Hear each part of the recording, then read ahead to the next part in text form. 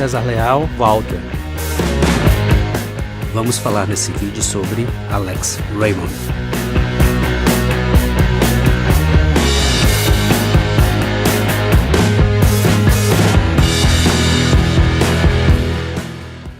Agora o Flash Gordon, em pouquíssimo tempo, jogou o Buck Rogers na poeira mesmo. No congelamento espacial.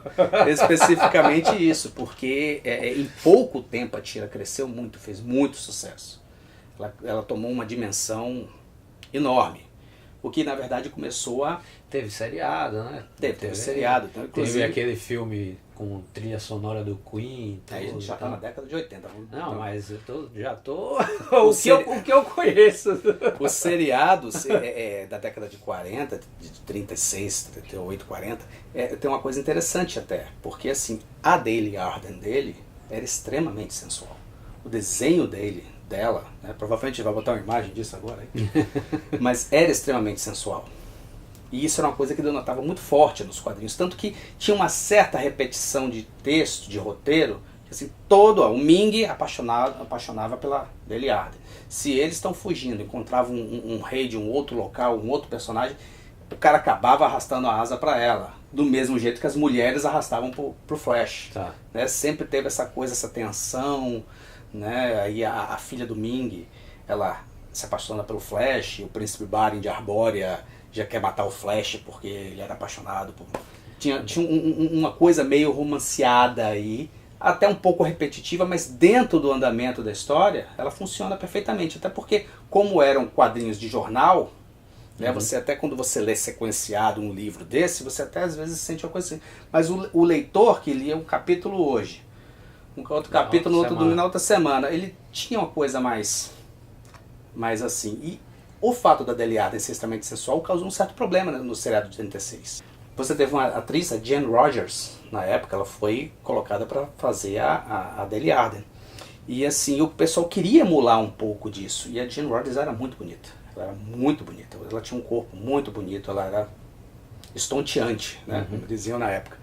E todo o figurino dela foi muito em cima disso. Eram as roupas bem...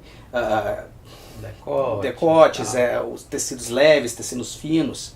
E assim, isso deu uma temática no seriado.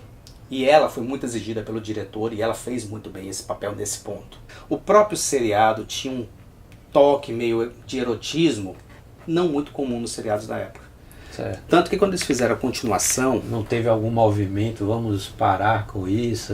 Não, mas eu acredito que ela tenha se ressentido um pouco, porque assim, no seriado, foram 3 seriados nessa época, no seriado que vem depois, tanto que no primeiro ela estava loura, como natural dela, apesar da personagem nos quadrinhos ser morena, e no segundo ela já estava com os cabelos pretos, ela pintou o cabelo, né? E toda a atuação dela tinha um tom diferente. As roupas estavam menos decotadas, estavam menos reveladoras, a própria atuação dela estava muito mais comedida, sabe? Teve uma censura, então. Né? Eu acredito até mais dela, ou talvez de algum dos produtores, do que propriamente de uma reação de público. Mas assim, ela se ressentiu, acabou se ressentindo com a personagem, tanto que no terceiro seriado já não era mais ela que fazia. Ela pediu, eu não gostei de fazer o segundo, o que é estranho, porque no segundo estava mais dentro do que ela queria. Eu não gostei de fazer o segundo, não me senti bem e não quero continuar o contrato para fazer o terceiro. E já não é ela a terceira história. Né? Então assim, o Alex Raymond, ele tinha um certo problema. Ele contratou o Don Moore, que assim, ele era um desenhista excepcional. Mas ele contratou o Don Moore para ajudar ele nos roteiros. Né? Principalmente de Flash Gordon. Porque para ele aquela coisa dele estar com 3 séries, mais roteirizando 2 delas, começou a pegar um pouco. Então ele contratou esse cara para ajudar ele nos roteiros de Flash Gordon. Mas mesmo assim, a quantidade de trabalho era muito grande. Ele acabou largando o Agente Secreto X9, começando a ver que a coisa realmente não estava fluindo muito bem. Ele com o tempo largou também o Dias das Selvas. Mas largou, passou para outra pessoa ou largou e encerrou? Não, largou para outra pessoa. Tanto que o Agente Secreto X9, com o tempo, e outros, o Al Williamson desenhou muito também, ele passou a se chamar Corrigan, que era o nome do personagem. Eles tiraram aquela alcunha do Agente Secreto X9 e passaram a usar uma tira com o nome do personagem mesmo, até porque ficava meio... Talvez porque tenha chegado a gíria brasileira, chegou lá e falou, não, negócio de dedo duro, não, vamos usar o nome do cara. Não tinha chegado a tanto não, mas isso acho que foi uma questão mercadológica mesmo, até pelo tamanho do título, né? Agente Secreto X9, você com uma tira de quatro quadradinhos no jornal, de O 3 a título 4. ia até o último Pois quadrado. era até uma coisa de você pensar na logística da coisa. Então assim, ele deixa os desenhos do Dia das Selvas, já tinha deixado o Secreto X9, e ele fica só com o Flash Gordon. Uma pergunta, apesar dele ter passado para outros, ele continuava participando. Ele era o dono ele dos era o personagens, dono, tá. né? Ele era o dono, independente. O Syndicate era responsável por continuar, mas ele continuava com os dividendos da ideia, sabe? E assim, a pessoa nem se preocupava tanto com isso. Eles recebiam uma participação da coisa, nem se preocupava em dizer que era o dono da coisa. Não tinha essa coisa que a gente viu depois nos quadrinhos, que teve com a DC, com a Marvel, e não só eles, porque são as duas editoras que ainda são grandes hoje em dia. Todas as editoras na época, você fazia o trabalho, né? Você fazia uma criação e era propriedade do cara que dono da editora, não da editora, virava patrimônio, né? Mas ele continuou desenhando o Flash Gordon, e assim, a temática do Flash Gordon sempre foi aquela coisa, né? Ele, o cientista, o Hans Zarkov e a Dale Arden, eles acabam no planeta Mongo, que é dominado por um tirano, o Ming, e existe vários povos, vários pequenos reinos, que nenhum reino, na verdade, confia no outro. O Príncipe Baren... Game of Thrones. O Príncipe Baren, por aí, é um protótipo mesmo. O Príncipe Baren, ele não confia nos Homens-Leão, que tem o Príncipe Tum, né, que é um dos grandes amigos do Flash Gordon, que não confiam nos Homens Alados, do Rei Vultan, que não confiam...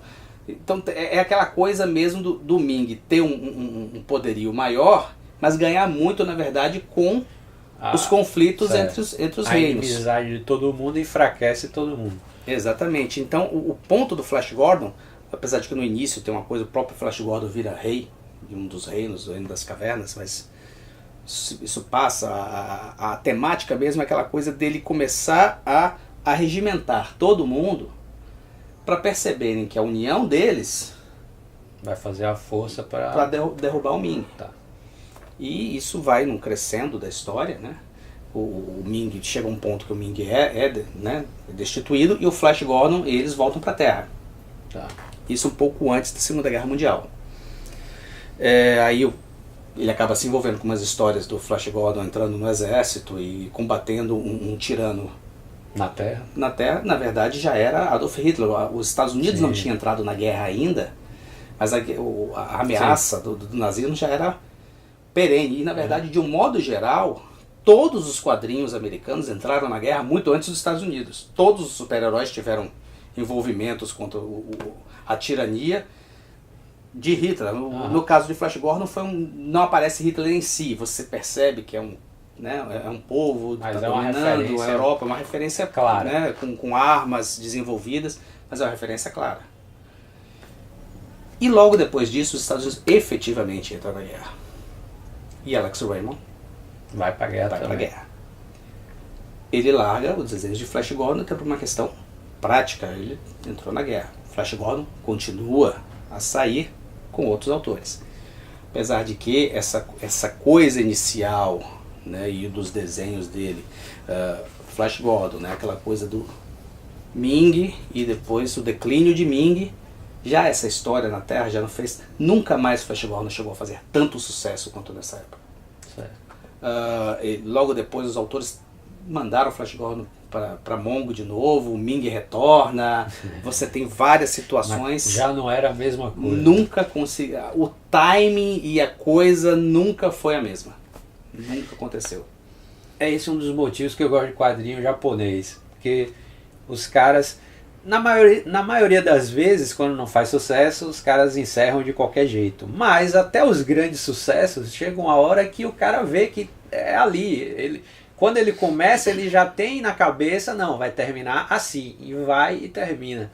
que é o que não acontece com os outros quadrinhos, né? Por exemplo, aí, nessa situação, o Ming acabou, tinha que acabar a história e já foi. Para muitos, vai pra muitos fãs acabou mesmo, na verdade, com a saída Ficar dando murro em com a ponta de saída faca. do Alex Raymond e o Dan Barry desenhando, o pessoal já meio que deixou o barco de lado, né? Mas assim, o que acontece com a guerra é que com o final dela, Alex Raymond retorna para os Estados Unidos. Vamos trabalhar de novo. Tem um período sabático, né? Uhum. E vamos trabalhar de novo. E na verdade todo mundo esperava o quê? Poxa, o Flash Gordon nunca foi o mesmo, né? Todo mundo esperava Com o retorno dele, que a coisa voltasse ao nível, ao tom. Ele nunca retorna para Flash Gordon. O autor nunca voltou para o Flash Nunca Gordon. retorna para Flash Gordon. Então ele tinha já consciência. Ele, na verdade, você percebe uma alteração, porque ele cria um novo personagem. Ele não só não volta para Flash Gordon, como não volta para nada que ele tenha feito antes.